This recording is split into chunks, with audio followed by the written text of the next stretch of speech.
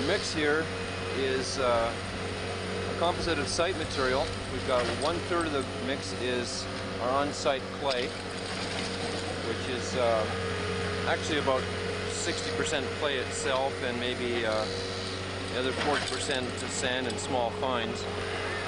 We're adding to it 33% 3/4 inch road base, which is a mixture of 3/4 inch fractured mine rock with a percentage of sand, clay, and small fines as well. And we're adding 1/3 of just 1/4 inch river run sand and a specially colored cement. This isn't just your Portland cement out of the lumber yard. It's a lighter color so that our walls don't have the traditional gray color of concrete. Our rod's taking the rotavator and homogenizing it. It's a good hour-long process to water it and mix it. The homogenization is extremely important in order that the color of the wall is consistent. Once he's got the Portland cement mixed in, I can start adding the water.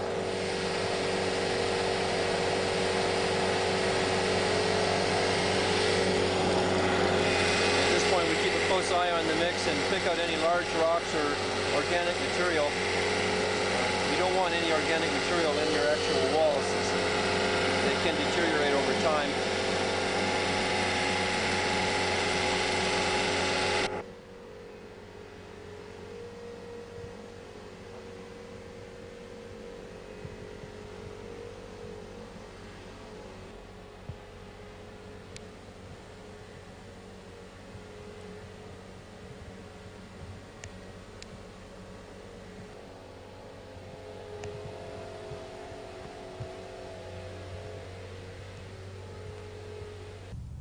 When I first came to Ananda, I spent a couple months here, and then I went back to Seattle, where I was still in school.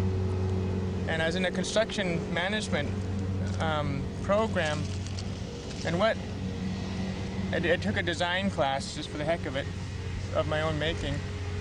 And what came across really strong was to try to find ways of building that were very simple, that just used the materials at hand and didn't use big manufacturing processes.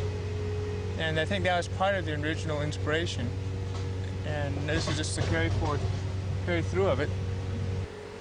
Precisely what rammed earth is, in the scientific sense, is it's high density, highly compacted, consolidated soil. And it's quite analogous to concrete, except that it's softer. Its thermal behavior is slightly different. It's less dense. It has a slower absorption and release of heat behavior. And so it makes it ideally suited for a thermal mass type heat exchange. Much more effective than concrete, which is a fairly rapid conductor. Well, what's it made out of?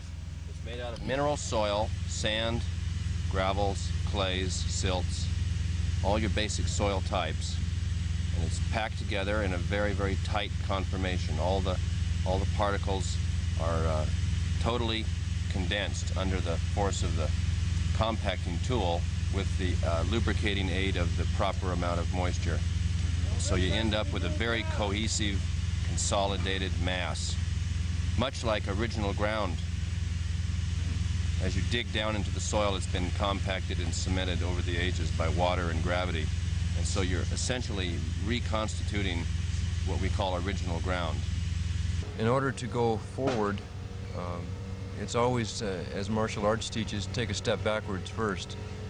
And our whole industry, the building industry, is something that's diving forward so quickly into plastics and various manufactured products. It seems wholesome to step back first and look into history and what has worked well.